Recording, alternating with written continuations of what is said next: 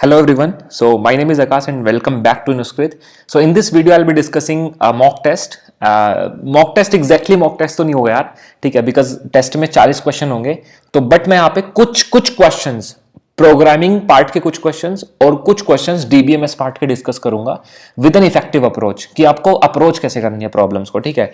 और इस mock test के अंदर ना ही तो मैंने कोई ऐसा क्वेश्चन रखा है कि जो कि बहुत टफ क्वेश्चन है, ना ही मैंने कोई ऐसा क्वेश्चन रखा है कि बहुत आसान है.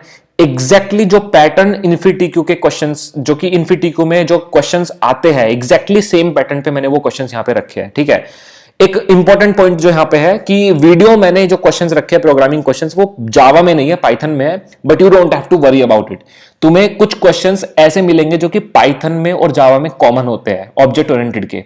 तो उन क्वेश्चंस को अप्रोच कैसे करना है, उनका कंसेप्ट क्या है, वो तुम्हें इस वीडियो से देखने के लिए मिलेगा, ठीक है. प्लस दूसरी चीज, आप डीबीएमएस पे स्किप करके देख सकते हो जावा वालों. अगर if you really don't want to look at the Python वाला पार्ट तो आप उसको स्किप करके डायरेक्ट जावा पे उस पे डीबीएमएस में मूव कर सकते हो, तो डीबीएमएस के देख सकते हो. So without wasting any time just directly go to the question number 1, ठीक है. सॉल्व करना स्टार्ट करते हैं, ठीक है. So this is the question number 1. देखो यहां से एग्जीक्यूशन स्टार्ट होगा ट्राई से, ठीक है.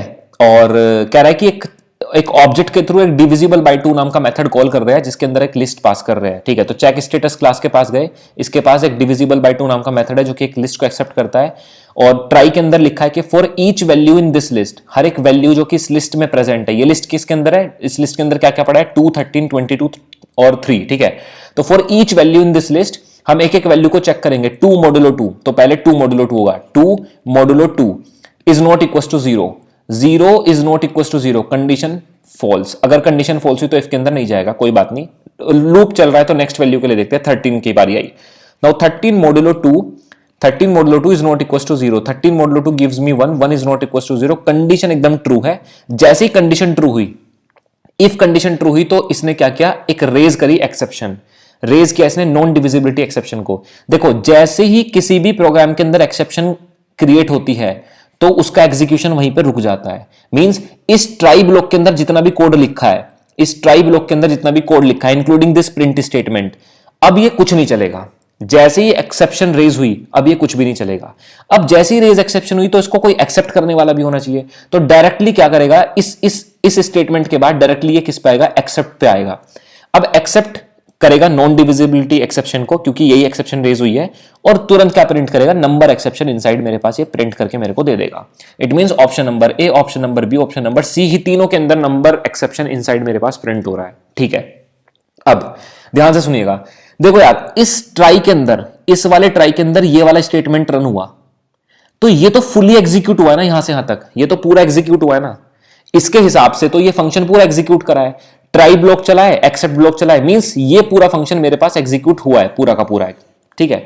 तो इट मींस इस ट्राई के अंदर यहां पे कोई एरर नहीं है. इस ट्राई के अंदर इस लाइन में कोई एरर नहीं आई है, ठीक है. इट मींस सिंपली इस ट्राई के बाद वो डायरेक्टली किस पे जाएगा, फाइनली ब्लॉक पे जाएगा. फाइनली के बाद बोलेगा इनसाइड फाइनली एंड इसको प्रिंट करेगा. तो इनसाइड फाइनली किसके अंदर प्रिंट हो रहा है, सिर्फ एक मेरे पास सी ऑप्शन है, अदरवाइज तो अलग अलग प्रिंट हो रहा है. एंड फिर फाइनली मेरे पास सक्सेस प्रिंट करेगा, ठीक है. The point here is, point यहां पे क्या था समझना ध्यान से कि यार इस ट्राई के बाद ये जो ट्राई चला, ये वाली जो लाइन चली, ये वाली, इसमें कोई एरर नहीं आई. इस फंक्शन के अंदर एक एरर आई थी जिसको हमने इसी के अंदर रिजोल्व कर लिया था, एक्सेप्ट करके उसको खत्म कर दिया था, ठीक है. उसको हमने वहीं पर रिजोल्व कर लिया था. बट एक्चुअली ये लाइन तो फुली एग्जीक्यूट हुई है ना, ये लाइन तो सक्सेसफुली पूरी एग्जीक्यूट हुई है ना. दैट्स व्हाई इस ट्राई के अंदर कोई एरर नहीं आएगी. तो जब कोई एरर नहीं आएगी तो हम डायरेक्टली फाइनली ब्लॉक पे जाएंगे, एक्सेप्ट कुछ चलेगा ही नहीं. तो that's was the intuition behind this question. तो इसका आंसर क्या होगा, ऑप्शन नंबर सी, ठीक है. चलिए नेक्स्ट क्वेश्चन पे मूव करते हैं. नेक्स्ट क्वेश्चन यहां पे देखो ध्यान से. तो एक शानदार क्वेश्चन है. एक लिस्ट मेरे को दे रखी है 1 2 3 4 5. What would be the state of the link list after the following Python function is executed when the head node of the given link list are passed as an input to the function. ये function मुझे दे रखा है, इसके अंदर एक link list मेरे को जो है दे रखी है और हम एग्जीक्यूट करने की कोशिश करते हैं. तो ठीक है देखते हैं. तो सबसे पहले क्या है कि लिंक लिस्ट मेरे पास है ये 1, ठीक है. ये मेरे पास लिंक लिस्ट है, लास्ट में इसमें नन है, ठीक है. हेड नोड मेरे पास ये है, हेड नोड मेरे पास ये है. तो देखते हैं. तो क्या हेड नन है, नहीं है. क्या हेड का get next dot get next मतलब हेड का नेक्स्ट क्या वो नन नहीं है? यस वो नन नहीं है, मतलब कंडीशन हुई ट्रू। जैसी कंडीशन ट्रू हुई हम इसके अंदर जाएंगे। इसके अंदर कह रहा है प्रिंट करो करंट हेड का डेटा। करंट हेड का डेटा कौन है? 1 प्रिंट किया हमने, ठीक है। और फिर कह रहा है कि फंक्शन कॉल करो, फंक्शन कॉल करो। इस पे एक चीज लिखते हैं हम कि this is let's say line number 1, this is line number 2, this is line number 3, this is line number 4, this is 5 and this is 6, ठीक है। तो कह रहा है रिकर्सिवली फंक्शन कॉल करो इससे नेक्स्ट वाली नोड पे, मींस 2 पे फंक्शन कॉल कर दो, 2 पे फंक्शन कॉल करो, ठीक है। एक काम करते हैं, यहां पे हम अपना स्टैक मेंटेन करके रखते हैं, ठीक है। स्टैक मेंटेन करके रखते हैं। तो जो 1 पे फंक्शन कॉल हुआ, हेड नाम का जो 1 पे फंक्शन कॉल हुआ, उसके लिए लाइन नंबर 5 पे तुम दूसरा फंक्शन कॉल कर रहे हो, उसके लिए तुम लाइन नंबर 5 पे दूसरा फंक्शन कॉल हुआ। इट मींस जब हेड की वैल्यू 1 थी, हेड की वैल्यू 1 थी, तो लाइन नंबर 5 पे तुम एक और दूसरा फंक्शन कॉल कर देते हो, दूसरा फंक्शन कॉल कर देते हो। तो इसकी लाइन नंबर 6 एग्जीक्यूट होना बाकी है, इसकी लाइन नंबर 6 एग्जीक्यूट होना बाकी है। चलिए ठीक है। अब तुमने क्या किया, हेड की वैल्यू 2 पे, जो हेड 2 है उस पे तुमने फंक्शन कॉल किया, हेड के नेक्स्ट पे, हेड डॉट गेट नेक्स्ट पे फंक्शन कॉल कर रहे हो ना, तो फिर से सेम रिपीट होगा। हम क्या चेक करेंगे, हेड नन है नहीं है, हेड का नेक्स्ट नन नहीं है, यस नन नहीं है बिल्कुल। हम फिर से क्या करेंगे, प्रिंट करेंगे हेड का डेटा और फिर फंक्शन कॉल कर देंगे। किस पे कॉल करेंगे फंक्शन? हेड की वैल्यू 3 पे फंक्शन हम कॉल कर देंगे। लेकिन हेड की वैल्यू 2 के लिए लाइन नंबर 6 एग्जीक्यूट होना अभी भी बाकी है। जब हेड की वैल्यू 3 पे हमने कॉल किया, ठीक है, हेड की वैल्यू 3 पे कॉल करते हैं, तो क्या ये नन है? नहीं, नन नहीं है। क्या इसका नेक्स्ट नन है? बिल्कुल नन नहीं है। तो कंडीशन हुई ट्रू। कंडीशन ट्रू हुई तो बोल रहा है प्रिंट करो इसका डेटा, डेटा प्रिंट किया और फंक्शन कॉल करो इसके नेक्स्ट नोड पे, मतलब 4 पे फंक्शन कॉल करो, ठीक है। हम बिल्कुल करेंगे, हेड इज इक्वल टू 4 पे हमने फंक्शन कॉल किया, लेकिन हेड की वैल्यू 3 वाले के लिए लाइन नंबर 6 एग्जीक्यूट होना अभी भी बाकी है, तो उसको हमने सेव करा के रख लिया। चलिए ठीक है। अब जब हमने 4 पे फंक्शन कॉल किया, हेड इज इक्वल टू 4 पे जब हमने फंक्शन कॉल किया, तो क्या ये नन है? नहीं, बिल्कुल नन नहीं है। क्या इसके नेक्स्ट का नेक्स्ट, इसके 4 के नेक्स्ट का नेक्स्ट नन है? Yes it is none. But ये नॉट नन पे कंडीशन चलती है, इज नॉट नन पे, तो इस बार ये नन है। इट मींस अब इफ मेरा फेल हो गया, जैसे मेरे पास इफ फेल हुआ तो ये क्या कह रहा है, प्रिंट करो लाइन नंबर 6, प्रिंट करो इस करंट का डेटा। करंट हेड मेरे पास अब ये है ना 4 वाला, करंट हेड ये है, तो इसका डेटा प्रिंट करेंगे, तो 4 डेटा प्रिंट करेंगे। अच्छा, ये जो फंक्शन कॉल किया था हमने हेड की वैल्यू 4 पे, इसका एग्जीक्यूशन कंप्लीट हो चुका है, इसकी सारी नंबर ऑफ लाइंस एग्जीक्यूट हो चुकी। तो हम वापस आएंगे किस पे, हेड की वैल्यू 3 पे, लाइन नंबर 6 एग्जीक्यूट करनी है। तो कह रहा है कि head dot gate data, head कौन है करंटली 3, हेड कौन है करंट पे 3, इस करंट एग्जीक्यूशन पे हेड की वैल्यू 3 है, तो इसका डेटा प्रिंट करेंगे, तो 3 प्रिंट होगा। लाइन नंबर एग्जीक्यूट हो गई इसकी 6 भी, ठीक है। वापस आ जाएंगे 2 पे, कह रहा है लाइन नंबर, कह रहा है कि जब हेड की वैल्यू 2 थी तो लाइन नंबर 6 एग्जीक्यूट करना बाकी है, तो एग्जीक्यूट करेंगे लाइन नंबर 6 को, head dot gate data, gate data means 2, तो 2 प्रिंट होगा। Finally this is also completed. वापस आ जाएगा इस पे, हेड की वैल्यू 1 पे लाइन नंबर 6 को एग्जीक्यूट करना है, तो लाइन नंबर 1 को फिर से एग्जीक्यूट करेंगे, लाइन नंबर 6 को, सॉरी, हेड की वैल्यू 1 पे, तो 1 आ जाएगा। Finally this will also be completed and answer will be this, ठीक है। तो ऑप्शन नंबर कौन सा हो जाएगा इसका, ठीक है। अगर समझ में नहीं आता एक्सप्लेनेशन फिर से देख लो, ऑप्शन नंबर इसका हो जाएगा ऑप्शन नंबर बी, ठीक है। So B is the correct answer. Now let's move to the next question. What does the following code represent? अब देखो ध्यान से, अगर आपने मेरी एग्रीगेशन कंपोजिशन वाली वीडियो नहीं देखी तो उसको जाकर के एक बार देख लो, ठीक है, वो चीज समझ में आ जाएगी। यहां पे इतनी सी बात है कि अगर मैं f इज इक्वल टू फू का ऑब्जेक्ट बनाऊंगा, ठीक है, यहां पे लेट्स से अगर मैं बनाऊंगा तो क्या होगा कि ये कंस्ट्रक्टर के पास जाएगा और कंस्ट्रक्टर के पास जैसे ही जाएगा वहां पे तुम्हारे बार क्लास का ऑब्जेक्ट बना रहे हो। इट मींस बार क्लास का जो ऑब्जेक्ट बन रहा है वो किस पे डिपेंडेंट है, फू पे, क्लास फू के ऑब्जेक्ट पे। ऑल्सो अगर तुम f को डिलीट करते हो, लेट्स से तुम f को डिलीट करते हो, ठीक है, अगर तुम f को डिलीट करते हो तो यार इसका भी इंस्टेंस डिलीट होगा, मतलब इसकी भी इंफॉर्मेशन तुम फिर एक्सेस नहीं कर पाओगे, बार क्लास का जो ऑब्जेक्ट बनेगा, ठीक है। तो अगर तुम f को खो दोगे तो क्योंकि ये बार वाली प्रॉपर्टी सिर्फ f के ही थ्रू एक्सेसिबल है, f के थ्रू, तो आप उसको भी एक्सेस नहीं कर पाओगे, ठीक है। It means this is highly dependent on each other. तो यहां पे दोनों ही क्लासेस एक दूसरे पे बहुत ज्यादा डिपेंड कर रही है, ठीक है। एक दोनों के बीच में रिलेशनशिप जो है वो बिलोंग्स टू वाली रिलेशनशिप है, that's why the answer is going to be composition, ठीक है। ये मैं ऑलरेडी समझा चुका हूं, ठीक है। नेक्स्ट में मूव करते हैं।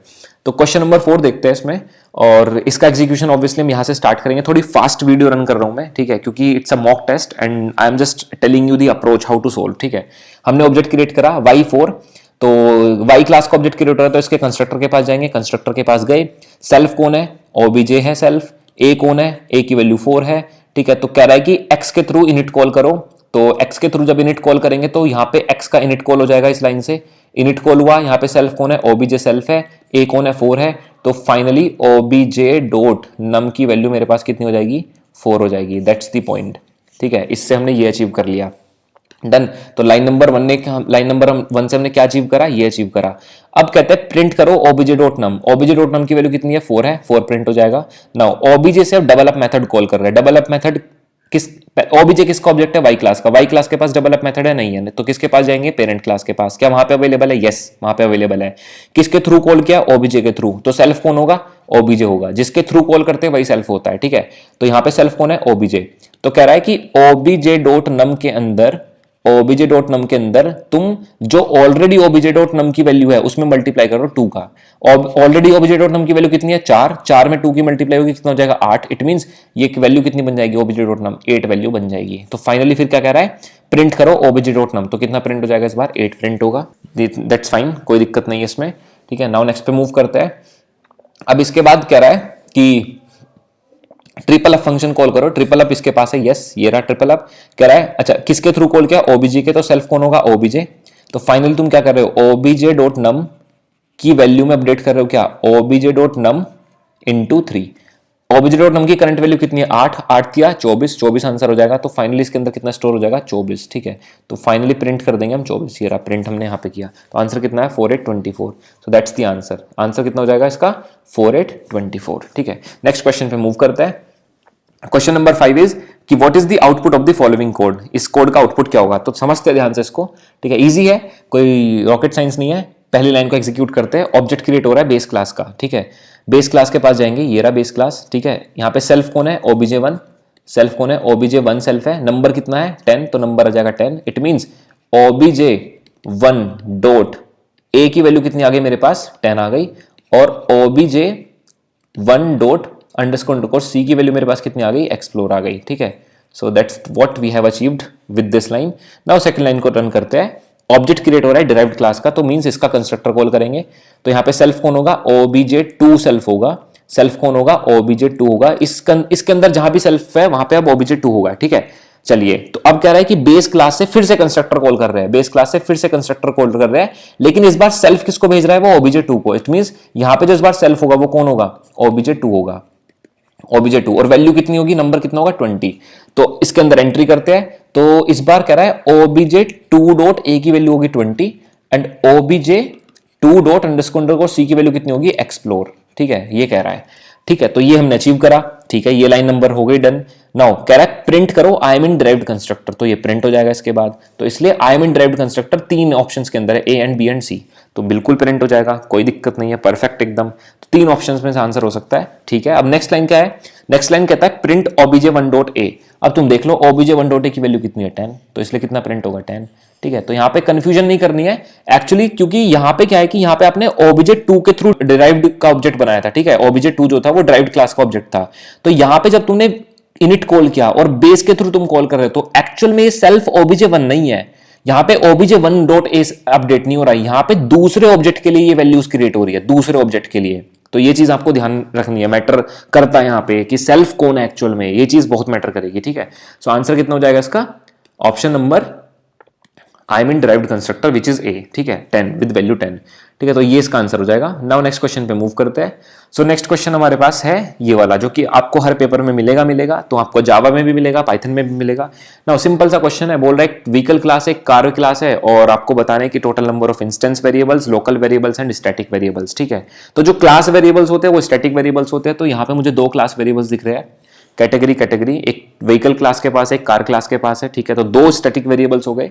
और अब हम इंस्टेंस वेरिएबल्स देख लेते हैं। तो self dot colour, self dot weight, self dot wheels are 3 instance variables and एक इंस्टेंस वेरिएबल मेरे पास सेल्फ डॉट एयरबैग्स है। तो जितने भी मेरे पास सेल्फ के साथ एसोसिएटेड होते हैं, सेल्फ डिपेंडेंट मतलब ऑब्जेक्ट पे डिपेंडेंट जो होते हैं, those variables are known as instance variables. And जितने भी मेरे पास ये फंक्शंस के अंदर रिसीव होते हैं, ये सब वेरिएबल्स, ये वाले, ये यहाँ पे एयरबैग्स, या फिर कि मैं इनिट के अंदर कोई ऐसी एज इक्वल टू 10 लिख देता, वो भी, ये सब क्या होते हैं मेरे पास, लोकल वेरिएबल्स होते हैं। ये मेरे पास क्या होते हैं, सब लोकल वेरिएबल्स होते हैं। तो यहाँ पे 4 मेरे पास इंस्टेंस वेरिएबल्स और 4 ही मेरे पास लोकल वेरिएबल्स है, ठीक है। तो मैं एक बार हाईलाइट करके दिखा देता हूं एक बार। ठीक है, सो दैट कि आपको कंफ्यूजन ना हो. This one category and category, these two are static variables, and this one and this one and this one, these are instance variables. And let me show you these also.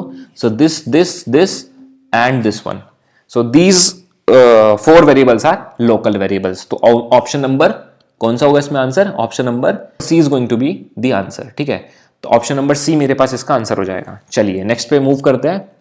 So question number 7 is कि एक class आपको दे रखी है और इसका output आपको बताना है. So that's very interesting question, बहुत बढ़िया, बहुत ही ज्यादा सही क्वेश्चन है ये वाला. ठीक है, तो आप समझना इसको ध्यान से.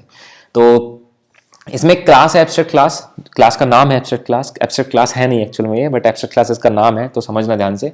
और कॉन्क्रीट क्लास एक है जिसने एब्स्ट्रैक्ट क्लास को इनहेरिट कर रखा है. और फिर आगे देखते हैं इसमें कर रहा है कि तो कॉन्क्रीट क्लास का ऑब्जेक्ट क्रिएट हो रहा है. अब देखो कॉन्क्रीट क्लास के पास इनिट मेथड तो है नहीं, है ना, तो इनिट मेथड किसके पास है? इसकी पेरेंट क्लास के पास है, तो ये इसके पास जाएगा. तो यहां पे जो सेल्फ है वो कौन है? ए. जो ए है वो कितना है? 1. और जो बी है वो कितना है? 2.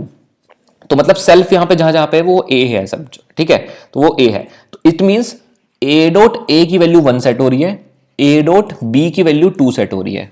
ठीक है, ये हमने अचीव करा. और फिर सुपर के थ्रू इनिट मेथड कॉल कर रहे हैं. अब सुपर पेरेंट क्लास कौन है? एबीसी. अब क्योंकि एबीसी के कंस्ट्रक्टर के बारे में हमें पता नहीं है, तो वी विल अज्यूम कि ये जो super dot init method call कर रहा है ये नन रिटर्न करेगा. दैट्स इट, ये नन रिटर्न करेगा. पास लिखा हुआ है इसके अंदर, हम ये अज्यूम करेंगे. ठीक है, so because we don't know about the constructor of ABC class, तो इसलिए हम उसको इग्नोर करेंगे. ठीक है, तो अब नेक्स्ट लाइन पे कहती है कि ए के थ्रू फंक्शन कॉल करो. अब यार ए किसका ऑब्जेक्ट है? कॉन्क्रीट क्लास का, और फंक्शन भी हम ऑब्जेक्ट इसका कॉन्क्रीट क्लास का ही चेक करेंगे. तो ए डॉट एफ से जो फंक्शन कॉल होगा वो ये वाला फंक्शन कॉल होगा. अच्छा ठीक है, किसके थ्रू कॉल कर रहे हो? ए के थ्रू. तो सेल्फ कौन है? ए है. सेल्फ कौन है? ए है. सेल्फ कौन है? ए है. ठीक है, अब जब तुमने इस फंक्शन को कॉल किया तो इसके अंदर क्या रिटर्न हो रहा है? A dot a dot b का सम रिटर्न हो रहा है. तो ए डॉट ए कितना है? 1. और ए डॉट बी कितना है? 2. मींस 1 + 2 रिटर्न हो जाएगा. आंसर कितना होगा? 3. तो ये जो वैल्यू 3 रिटर्न हुई है वो किसको रिटर्न हुई है? इसको 3 रिटर्न हुई है. बट इंपॉर्टेंट है समझना, यहां से जो वैल्यू रिटर्न हुई वो कितनी हुई? 3. वो 3 इसको रिटर्न हुई वैल्यू. तो क्या मैं इसको प्रिंट कर रहा हूं यहां पे? Am I printing this? No, not at all. मैं इसको प्रिंट नहीं कर रहा हूं. तो एक्चुअल में इसका आंसर जो है वो नो आउटपुट है. अगर वो यहां पे इसको प्रिंट के अंदर लिखता, प्रिंट ए डॉट एफ, तब इसका आंसर 3 होता. ठीक है, तो बहुत लोग इसका आंसर जल्दबाजी में जो आंसर इसको 3 लगा देंगे, बट एक्चुअल में इसका आंसर 3 है नहीं. इसका आंसर कितना है? No output. ठीक है, हाँ 3 इसका आंसर होता अगर प्रिंट स्टेटमेंट के अंदर वो लिखा होता. ठीक है, तो नेक्स्ट क्वेश्चन पे मूव करते हैं. तो ये भी शानदार क्वेश्चन, एकदम बढ़िया. तो देखते हैं, बी क्लास का ऑब्जेक्ट क्रिएट हो रहा है. बी के कंस्ट्रक्टर के पास जाएंगे. यस, कौन सा ऑब्जेक्ट क्रिएट हो रहा है? बी. तो सेल्फ कौन है यहाँ पे? बी. ओके, तो अब जैसे ही कॉल हुआ ये कंस्ट्रक्टर, तो इसके अंदर लिखा है super dot init 50. Means super के थ्रू हम पेरेंट क्लास का कंस्ट्रक्टर कॉल करेंगे. ठीक है, कंस्ट्रक्टर कॉल किया. अब मैंने आपको बता रखा है, एक वीडियो में बताया था कि सुपर के थ्रू जब हम कॉल करते हैं तो सुपर इस सेल्फ को ऊपर लेके जाता है. तो यहां पे जो वैल्यू ये ए है, ये ए तो है 50, बट ये जो सुपर के थ्रू जो सेल्फ है वो कितना है? बी है. ये बी, तो ये बी उसी सुपर को, उसी सेल्फ को ऊपर भेजता है जो कि इस फंक्शन के अंदर एक्चुअल में रनिंग स्टेट में है बी. ठीक है, सेल्फ जो भी है वो उसी को ऊपर भेज देगा. इट मींस यहाँ पे बी डॉट ए की वैल्यू असाइन हो रही है. कितनी? बी डॉट ए की वैल्यू कितनी असाइन हो रही है? 50 असाइन हो रही है. तो that's what we have achieved with this line number 1. ठीक है, ठीक है, that's fine. Now let's execute this line. एक ऑब्जेक्ट क्रिएट कर रहे हैं. इट मींस सीधा सीधा ए पे जाओ. ऑब्जेक्ट क्या क्रिएट हो रहा है? ए. तो सेल्फ कौन होगा? ए. ये ए कितना है? 20. ठीक है, इट मींस सेल्फ कौन है? ए. तो कह रहा है ए डॉट ए की वैल्यू कितनी असाइन कर दो? 20 असाइन करो. ठीक है, तो ए डॉट ए की वैल्यू 20 असाइन हो गई. ठीक है, तो ये हमने लाइन नंबर 2 से एग्जीक्यूट किया, अचीव किया. Now let's look at this third line. B dot index A. देखो बी किसका ऑब्जेक्ट? बी क्या है? बी का ऑब्जेक्ट है. इंडेक्स क्या है? मेथड है. तुम अगर बी से इंडेक्स मेथड कॉल करोगे तो हम पहले किसके अंदर चेक करेंगे? क्लास बी के अंदर चेक करेंगे. क्यों? क्योंकि बी के ऑब्जेक्ट से कॉल कर रहे हो. तो क्या बी के पास इंडेक्स मेथड है? यस है. किसके थ्रू कॉल कर रहे हो? बी के थ्रू. इसका मतलब सेल्फ कौन है? बी है. सेल्फ कौन है? बी है. और ये जो एक्चुअल में बी है ये कौन है? ए, क्योंकि तुम ए पास कर रहे हो. तो ये बी कौन है? एक्चुअल में ए है. इसका मतलब ये जो अंदर तुमने लिख रखा है बी डॉट इंडेक्स, ये बी डॉट इंडेक्स नहीं है. ये कौन है? ए डॉट इंडेक्स, क्योंकि बी है ये. ये बी है, और बी कौन था, बी को तुम क्या दे रहे हो, ए दे रहे हो, इट मींस ये ए यहां पे जा रहा है, तो जो एक्चुअल में यहां पे बी है वो क्या है, वो ए है एक्चुअल में, ठीक है। तो ए डॉट इंडेक्स तुम कॉल कर रहे हो, यहां पे ए डॉट इंडेक्स तुम कॉल कर रहे हो। अब ए क्या है एक्चुअल में, देखो ध्यान से, ए क्या था यहां पे, ए का ऑब्जेक्ट था, वो ए क्लास का ऑब्जेक्ट, तो जिस क्लास का ऑब्जेक्ट होता है उसी का मेथड कॉल करते हैं। तो ए के थ्रू इंडेक्स मेथड कॉल करेंगे तो किसके पास जाएगा, इसके पास जाएगा, ठीक है। अब किसके थ्रू कॉल किया, ए के थ्रू, तो यहां पे सेल्फ कौन है, ए, यहाँ पे सेल्फ कौन है, ए, यहाँ पे सेल्फ कौन है, ए, सब जगह ए है, और लास्ट में प्रिंट भी तुम ए कर रहे हो। तो लाइन नंबर इसको एग्जीक्यूट करते हैं। पहले कह रहा है कि ए डॉट ए के अंदर तुम क्या करो, ए डॉट ए प्लस 10 करो। अब ए डॉट ए की वैल्यू कितनी है, देखो ध्यान से 20, तो 20 प्लस 10 कितना हो जाएगा, 30, तो 30 आ जाएगा, ए डॉट ए के अंदर असाइन हो जाएगा 30, ए डॉट ए के अंदर असाइन हो जाएगा, और finally you are printing a dot a. तो आंसर कितना हो जाएगा इसका, ऑप्शन नंबर सी। कितना हो जाएगा, ऑप्शन नंबर सी। तो आंसर इसका फाइनली क्या हो जाएगा, 30, ठीक है। So I hope you are clear with this question. Now let's move to the next question, question number 9, ठीक है। कह रहा है कि consider the following given function, assume that the array list contains n is equals greater than elements, n is greater than 0 elements sorted in ascending order। देखो मेरे हिसाब से ना, तुम्हें जैसे इसने ये वाली लाइन लिखी है sorted in ascending order, तुम्हें यही से क्वेश्चन समझ जाना चाहिए। तुम ऑप्शन देख करके भी थोड़ा बहुत आंसर गेस कर सकते हो, बट ऐसा करना मत, ठीक है, मतलब देख लेना इसको एक बार। तो अगर तुम ध्यान से देखो यहाँ पे ना कुछ फंडा ऐसा हो रहा है कि पहले मिड कैलकुलेट कर रहा है, अगर एलिमेंट छोटा है तो तुम जे को k-1 कर दे रहे हो, मतलब कुछ ऐसे सिचुएशन बना रहे हो तुम। एक एरे तुम्हारे पास है और तुम किसी एक स्पेसिफिक एलिमेंट को ढूंढ रहे हो, तुमने मिड वैल्यू कैलकुलेट करी, अगर उस मिड वैल्यू पे तुम्हारा एलिमेंट बड़ा निकलता है, मान लो तुम एलिमेंट ढूंढ रहे हो 3 और तुम्हारा मिड आया 5 पे, तो इट मींस, और यहां पे तुम्हारा आई है, यहां पे तुम्हारा जे है, तुम्हारे मिड निकाला के की वैल्यू, ये के मिड है एक्चुअली तुम्हारे पास, तो इस पे जो वैल्यू पड़ी है 5 आई, लेकिन तुम 3 को ढूंढ रहे हो एक्चुअल में।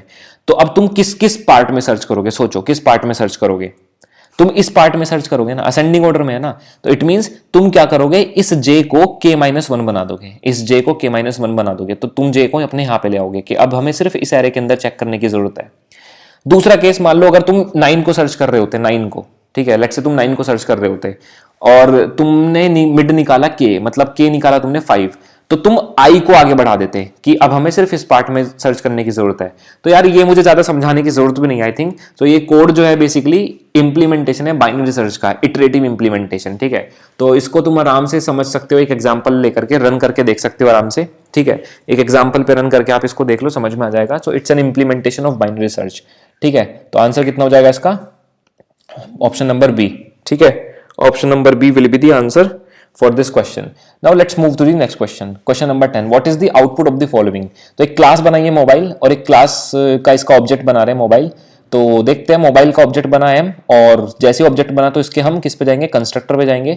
सेल्फ कौन है यहाँ पे, एम है सेल्फ, ठीक है, और यहाँ पे सेल्फ ऑब्वियसली एम हो जाएगा। फिर तुम कह रहे हो आई एम इन कंस्ट्रक्टर, तो ऑब्वियसली ये तो प्रिंट होगा आई एम इन कंस्ट्रक्टर, तो option number A, option number B, option number C can be the answer.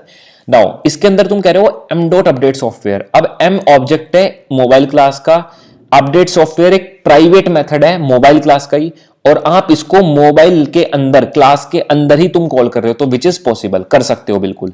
तो जैसे तुम इसको रन करोगे तो ये इसके पास जाएगा, मोबाइल अपडेट सॉफ्टवेयर नाम के मेथड के पास जाएगा, और उसके अंदर लिखा है प्रिंट अपडेटिंग सॉफ्टवेयर, तो it means updating software will be printed. तो अभी तक आंसर नंबर ए हो सकता है, बी हो सकता है, सी तो अब नहीं होगा। और जैसे तुमने ये लिखा, ठीक है, दैट्स फाइन। तो अब तुम्हारे पास ये पूरा रन हो चुका है। अब लास्ट में तुम्हारे पास एक चीज और बची है रन करने के लिए, एम डॉट रन। जैसे तो M dot run method call करोगे तो रन एक पब्लिक मेथड है, उसको तुम बाहर एक्सेस कर सकते हो, तो उसमें लिख जाएगा रनिंग। तो hence the answer is going to be option number A. तो आंसर कितना हो जाएगा इसका, ऑप्शन नंबर ए, ठीक है। Now next move to the next question. तो अब यहां से मैं थोड़े से आपको डीबीएमएस के क्वेश्चन करवा देता हूं, पाइथन का इतना ही था, डीबीएमएस के करते हैं, ठीक है, समझना ध्यान से। देखो एक टेबल दे रखी है और कह रहा है consider the above table, how many number of rose will be in input after executing the below query. तो इस क्वेरी को जनरेट करने के बाद, रन करने के बाद, how many number of rose will be in the output after executing this. तो ये पूछ रहा है इस टेबल के अकॉर्डिंग। तो देखो सिलेक्ट इंस्ट्रक्टर आईडी और नेम, मतलब हमें दो चीजें सिलेक्ट करनी है, एक तो इंस्ट्रक्टर का नेम और एक इंस्ट्रक्टर की आईडी, ठीक है। इंस्ट्रक्टर का नेम एंड इंस्ट्रक्टर की आईडी, ये दो हमें चीजें सिलेक्ट करनी है, ठीक है, ठीक है। फ्रॉम इंस्ट्रक्टर दिस टेबल, जहां पे सैलरी ग्रेटर देन 40,000 हो। तो एक काम करते हैं, पहले ना यही यही इतना ही रन करते हैं, इसको इतना ही रन करता है। 40,000 वाला इसमें हटा देते हैं। 40,000 से जो कम सैलरी है और बराबर है उसको हम हटा देते हैं। सैलरी से जो सैलरी 40,000 से ज्यादा है उसी को कंसिडर करेंगे। तो this line will directly be ignored. ये डायरेक्टली हम इग्नोर कर देंगे इस लाइन को, ठीक है। ये चीज समझ लो ध्यान से। तो जैसे ही where salary is greater than 40,000 आया, मैंने इसको डायरेक्टली इग्नोर कर दिया, ठीक है। नाउ कह रहा है group by instructor ID name having count distinct university greater than 1। एक काम करो, ये ग्रुप बाय करने की बात कर रहा है नेम और आईडी के बेसिस पे।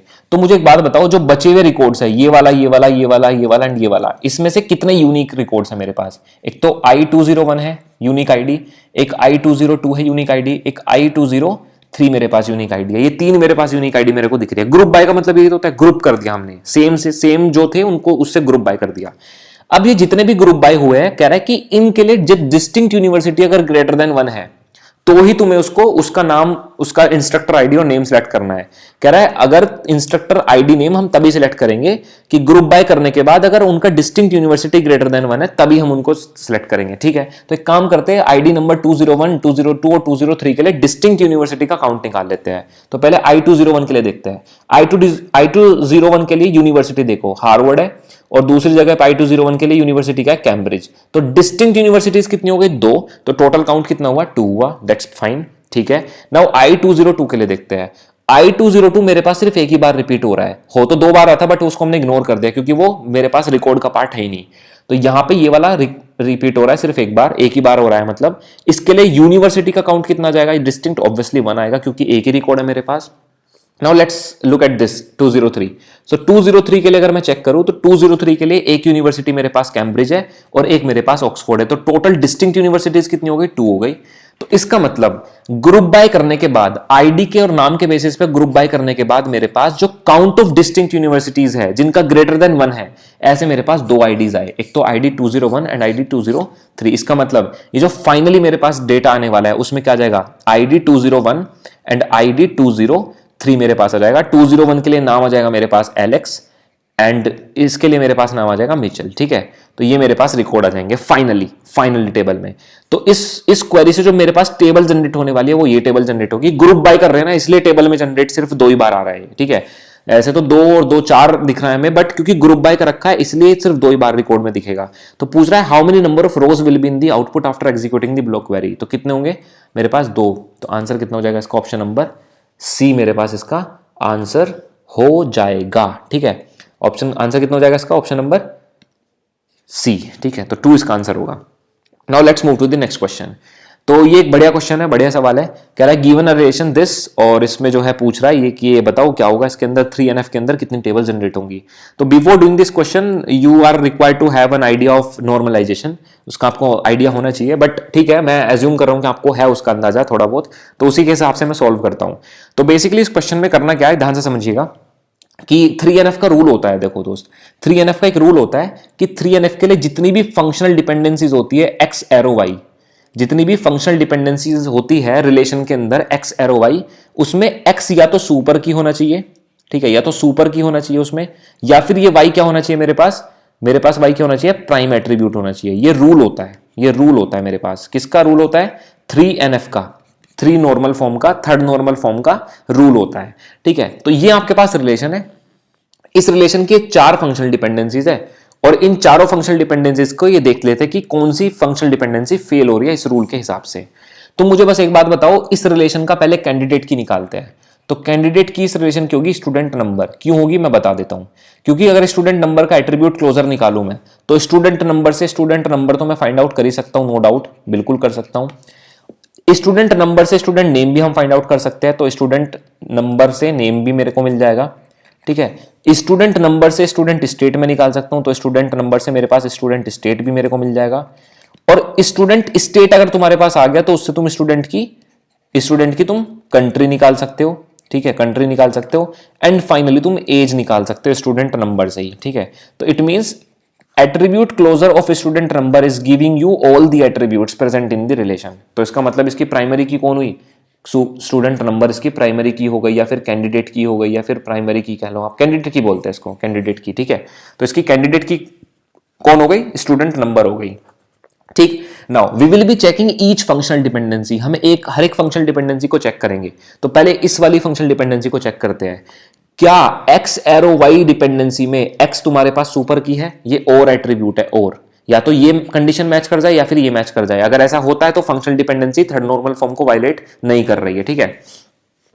तो पहली जो फंक्शनल डिपेंडेंसी है उसमें स्टूडेंट नंबर सुपर की है, ठीक है। इसमें स्टूडेंट नंबर क्या है, सुपर की है। अगर कोई की कैंडिडेट की है तो सुपर की भी होती है, अगर कोई की कैंडिडेट की है तो सुपर की भी होती है, ठीक है। तो सुपर की है तो it means this is satisfying third normal form. Now let's check for the second one. Again student number left side में है तो again this is also satisfying third normal form. ये इस फंक्शनल डिपेंडेंसी भी third normal form को satisfy करती है। इसको देख लेते हैं, इस वाले को चेक करते हैं।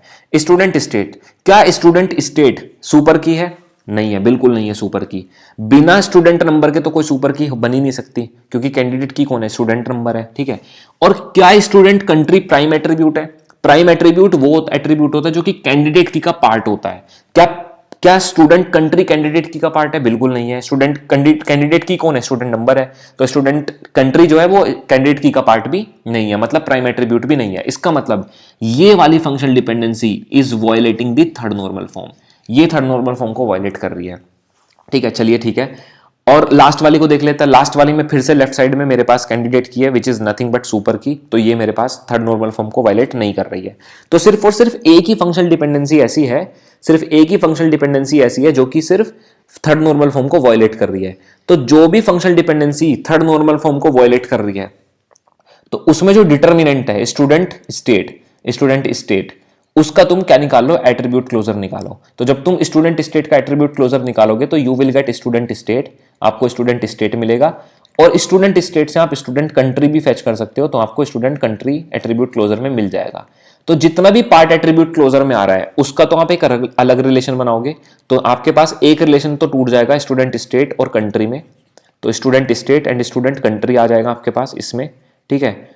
और जो दूसरा रिलेशन नंबर R2, इसमें तुम्हारे पास क्या जाएगा, इसमें तुम्हारे पास बाकी बचे हुए एट्रीब्यूट्स आ जाएंगे। बाकी बचे हुए एट्रीब्यूट्स कौन है, स्टूडेंट नंबर है, तो स्टूडेंट नंबर आएगा, स्टूडेंट का नाम है, स्टूडेंट नेम आ जाएगा, ठीक है। और स्टूडेंट का जो है ये एज है, एज आ जाएगा, बिल्कुल परफेक्टली फाइन। और क्योंकि इन दो रिलेशन को आपस में कनेक्ट भी तो करोगे दोस्त, कनेक्ट करना पड़ेगा ना इन दोनों रिलेशन को। तो जो पहले रिलेशन की जो भी कैंडिडेट की होगी, पहले रिलेशन की जो भी कैंडिडेट की होगी वो इस रिलेशन के अंदर आ जाएगी, तभी तो तुम कॉमन एट्रीब्यूट निकाल पाओगे, तभी तो रिलेशन बता पाओगे कि हाँ भाई किस स्टूडेंट के पास कौन सा स्टेट है, कौन सी कंट्री है। तो ये दो रिलेशन में आप इसको ब्रेक कर सकते हो, R1 एंड R2 में, ठीक है। तो फाइनली आपके पास क्या हो जाएगा, आंसर इसका ऑप्शन नंबर बी होने वाला है। अब अगर तुम इसमें देखोगे तो इसके अंदर सारी की सारी फंक्शनल डिपेंडेंसीज जो होंगी थर्ड नॉर्मल फॉर्म को जो है सेटिस्फाई करेंगी। तो इसका आंसर कितना हो जाएगा, ऑप्शन नंबर बी। तो 2 tables will be required to convert this relation into its third normal form, ठीक है। Now let's move to the next question. Next question पे मूव करते हैं, क्वेश्चन नंबर 13। ध्यान से समझेंगे इसको बिल्कुल, ठीक है। तो यहां पे हम स्टूडेंट का नाम सिलेक्ट कर रहे हैं और स्टूडेंट के जो भी मार्क्स है उनका सम कैलकुलेट कर रहे हैं from student S performance P, दो टेबल से, जहां पे स्टूडेंट का रोल नंबर के बराबर है, ठीक है। अब यहां पे लास्ट में क्या है, अब जब देखो सिंपली है, ये इनर जॉइन है दो टेबल का इनर जॉइन है, नो डाउट। अगर तुम इसको छोड़ दो ग्रुप बाय को, दो टेबल का इनर जॉइन है। यहां पे इंपॉर्टेंट देखना क्या है, अब देखो इनर जॉइन से कुछ ना कुछ तो आ ही जाएगा आंसर में, ठीक है। तुम ऐसा समझो 111 के लिए कोई आइडिया, यस बिल्कुल है, दोनों टेबल में 112 के लिए भी है, बिल्कुल है, 113 के लिए भी है, बिल्कुल है। इट मींस मिनिमम 3 रिलेशन तो आपको पक्का मिलेंगे। समझना ध्यान से, मैं एक लॉजिकल बात बता रहा हूं, मतलब इस क्वेश्चन को पूरा सोल्व बिना किए भी कैसे सोल्व करना है ये मैं आपको समझा रहा हूं। जब आपने देखा कि 1-1 के लिए एक रिकॉर्ड बिल्कुल है, यहाँ पे 100% है, 1-1-2 के लिए भी एक रिकॉर्ड यहाँ पे मिनिमम है, 1-1-3 के लिए भी एक रिकॉर्ड यहाँ पे है, बिल्कुल है, मेरे को दिख गया। इट मींस इनर जॉइन में डेफिनेटली ये 3 रिकॉर्ड तो आएंगे, डेफिनेटली आएंगे 3 रिकॉर्ड्स तो, मिनिमम 3 रिकॉर्ड्स इनर जॉइन में 101% आएंगे तो और भी देखो 1-1-1 के लिए 2 रिलेशन आएंगे, 1-2 है ना, 1-1-2 के लिए भी 2 रिलेशन आएंगे, 1 और 2, और 1-1-3 के लिए भी 2 रिलेशन आएंगे, 1 और 2 आएंगे, तो टोटल 6, बट मिनिमम 3 तो आ ही रहे हैं। अब जितने भी मान लो आए लास्ट में रिलेशन, उसका तुमने नाम सेलेक्ट करा है और उसके मार्क्स का सम सेलेक्ट कर लिया है, ठीक है। तो जैसे कि 1-1 इसके लिए 1-1-1 के लिए तुमने क्या किया है, ये दोनों आए 80 और 85, 80 और 85, तो 80 और 85 को तुम सम कर लोगे। अब तुम्हें लास्ट में करना क्या, ध्यान से समझना, लास्ट में तुम्हें ग्रुप बाय करना है स्टूडेंट नेम से। तो यूनिक नेम्स कितने हैं यहां पे, मेरे को इतना बता दो बस, एलेक्स एंड सैम। तो यहां पे जो जहां पे जो 6 डेटा आएंगे लास्ट में, जो इनर जॉइन से जो 6 डेटा आएगा आपके पास, इनर जॉइन से 6 डेटा जो आएगा, उसमें आपको अब क्या करना है, आपको ग्रुप बाय करना है नाम के बेसिस पे, और जो दूसरा कॉलम बनेगा उसमें आप टोटल नंबर ऑफ मार्क्स का एडिशन कर दोगे। तो फॉर एग्जांपल अगर मैं एलेक्स की बात करूं, एलेक्स की, तो एलेक्स के हिसाब से देखो, एक तो एलेक्स दो जगह पे आ रहा है, 111 पे और 113 पे। तो पहले 111 के जो मार्क्स है उनको देखो, 80 प्लस 85 ये दोनों ऐड होंगे, मतलब 165 एडिशन हो गया। एंड एलेक्स अभी एक जगह हो रहा है, आईडी नंबर 113 पे। आईडी नंबर 113 कहां पे है, ओएस एंड ये, तो 90 प्लस 60, ठीक है, तो 160 आपके पास यहां पर जाएगा। तो एलेक्स के कॉरेस्पॉन्डेंस जो आंसर आएगा वो आएगा 325। एंड जो एक नाम बचा सैम, क्योंकि आप नाम के बेसिस पे क्या कर रहे हो, ग्रुपिंग कर रहे हो। सैम बचा, सैम के लिए जो टोटल आईडी थी वो कौन सी थी, 112, मतलब ये वाली एंड ये वाली। इसके कॉरेस्पॉन्डेंस मार्क्स कितने आ रहे हैं, 90 एंड 87, ठीक है, तो यह आ जाएगा 177। तो इसके लिए आंसर आ जाएगा 177। तो फाइनल रिकॉर्ड में जो आपके पास आएंगे वो दो रिकॉर्ड्स आएंगे, एलेक्स के लिए 325, सैम के लिए 177, ठीक है। ग्रुपिंग कर रहे हो, इनर जॉइन लगाने के बाद ग्रुपिंग कर रहे हो नाम के बेसिस पे। तो इनर जॉइन से जो डेटा आएगा वो आएगा, that's fine, that's perfectly fine. But last में आप उसको क्या करोगे, ग्रुपिंग कर दोगे, और ग्रुपिंग जब होगी तो नाम के बेसिस पे होगी, और यूनिक नेम कितने हैं, एलेक्स एंड सैम। तो बेसिकली मैं क्यों कह रहा था ऐसा कि मिनिमम 3 रिकॉर्ड्स तुम्हें मिल रहे हैं, मैं इसलिए कह रहा था कि बस तुम्हें यह देखना था कि ये तीनों रिकॉर्ड्स यहां पे मैच हो रहे कि नहीं हो रहे, 111, 112 और 113, यस मिनिमम हो रहे हैं, 112, 113, ठीक है, हो रहे हैं, तीनों रिकॉर्ड हो रहे हैं मैच मिनिमम, मतलब लेफ्ट वाली टेबल के तीनों ही रिकॉर्ड्स मैच हो गए। अब तुम लेफ्ट वाली टेबल के अगर स्टूडेंट नेम के बेसिस पे ग्रुपिंग करोगे तो कितने ग्रुपिंग होंगी, एक एलेक्स नेम जनरेट होगा और एक मेरे पास सैम जनरेट होगा, तुम्हें दिख रहा है साफ साफ। तो अगर इसके तीनों रिकॉर्ड्स के लिए इस टेबल के अंदर आईडीज पड़ी हुई है, तो इसका मतलब तुम तीनों ही रिकॉर्ड्स को यहां पे लोगे, तीनों ही नाम आपके पास आ जाएंगे फाइनल रिजल्ट के अंदर। एंड जब तुम तीनों रिजल्ट को ग्रुपिंग करोगे तो आपके पास यूनिक नेम 2 ही मिलेंगे आपको, इसलिए तुम डायरेक्टली इसका आंसर 2 भी बता सकते थे बिना पूरा एग्जीक्यूट करे हुए, बिना इनर जॉइन निकाले। तो आंसर कितना हो जाएगा इस क्वेश्चन का, इसका ऑप्शन नंबर सी इसका आंसर हो जाएगा, ठीक है।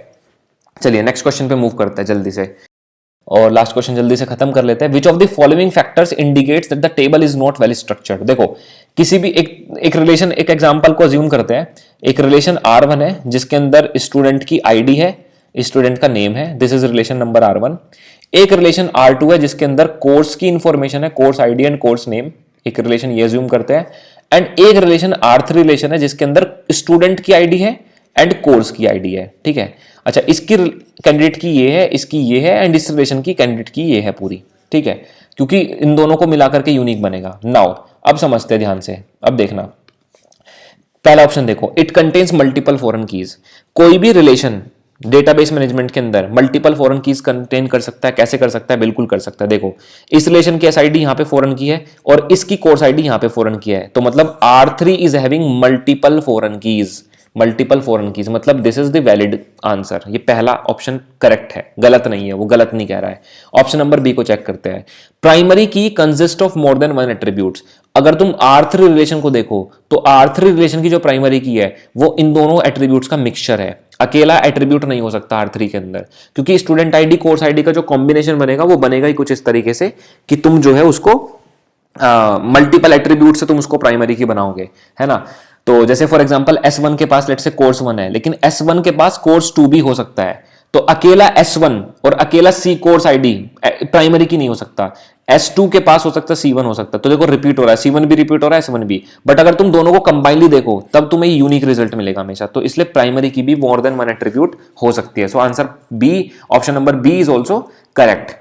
ऑप्शन नंबर डी को चेक करते हैं, सी को बाद में चेक करेंगे, ऑप्शन नंबर डी को चेक करते हैं। कहता है referential integrity is violated when attempting to enter data. अब देखो ये जो ऑप्शन नंबर डी है ना, ये डेटा बेस्ड है, डेटा बेस्ड मतलब अगर टेबल के अंदर जो डेटा पड़ा हुआ है उसके बेसिस पे हम इसको डिसाइड करेंगे, उसके बेसिस पे हम डिसाइड करेंगे। अब सोचो ना खुद से, रेफरेंशियल इंटीग्रिटी क्या कहती है। देखो रेफरेंशियल इंटीग्रिटी ऐसा कुछ बोलती है, समझना ध्यान से, कि मान लो इसके अंदर स्टूडेंट, इसके अंदर जो कोर्स पड़े हैं वो C1, C2 एंड C3 पड़े हैं, लेकिन तुम यहां पे एक स्टूडेंट S1 को कोर्स नंबर 4 देने की कोशिश कर रहे हो, तो यहां पे जब तुम्हारे पास कोई ऐसा कोर्स ही अवेलेबल नहीं है तो तुम यहां पे स्टूडेंट 1 को कोर्स 4 दे कैसे सकते हो? इट मींस इसको कहा जाता है रेफरेंशियल इंटीग्रिटी। रेफरेंशियल इंटीग्रिटी, तो इस केस में ये रेफरेंशियल इंटीग्रिटी वायलेट हो गई है, वायलेट हो गई है, मतलब ये हमने ये रूल को ब्रेक कर दिया हमने, तो ऐसा पॉसिबल नहीं है। तो यहां पे C3 आ सकता है, C1 आ सकता है, C2 आ सकता है, बट C4 नहीं आ सकता। तो अगर इसको तुम मेंटेन करके रखना पड़ता है, रेफरेंशियल इंटीग्रिटी को मेंटेन करके रखना पड़ता है। तो मैं कहने की कोशिश क्या कर रहा हूं, ये समझना ध्यान से। देखो, रेफरेंशियल इंटीग्रिटी एक ऐसा कंसेप्ट है जो कि डेटा पे डिपेंडेंट है, इसका स्ट्रक्चर से कोई मतलब नहीं है टेबल के, ठीक है। तो ऑप्शन नंबर सी एकदम करेक्ट बात है कि अगर तुम कुछ डेटा डालने की कोशिश कर रहे हो तो रेफरेंशियल इंटीग्रिटी मे गेट वायलेटेड, ठीक है, मे गेट वायलेटेड। बट अगर तुम ऑप्शन नंबर सी देखो, the data in the table represent more than one entity, अगर तुम एक टेबल के अंदर कुछ ऐसा डेटा स्टोर कराने की कोशिश कर रहे हो जो कि एक से ज्यादा एंटिटी को वो बताता है। फॉर एग्जाम्पल, अगर तुम स्टूडेंट और कोर्स को एक ही टेबल के अंदर डालने की कोशिश करोगे, ठीक है, एक ही टेबल के अंदर, तो वो रिलेशन गलत है। क्यों?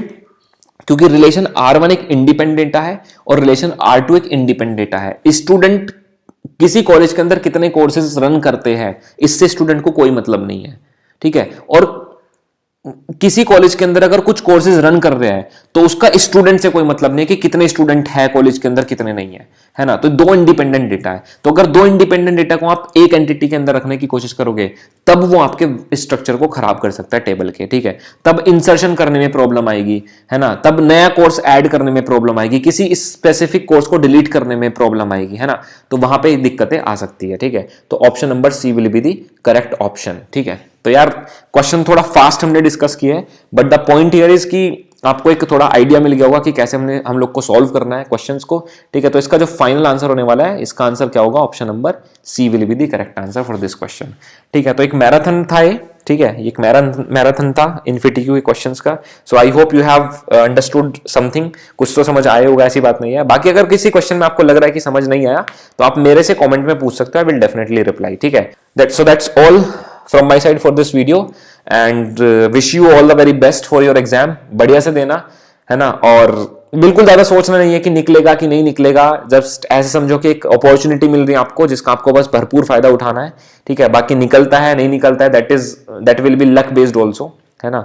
तो ज्यादा नहीं सोचना है, बस give your best. So that's all, thank you, all the best, bye bye for now.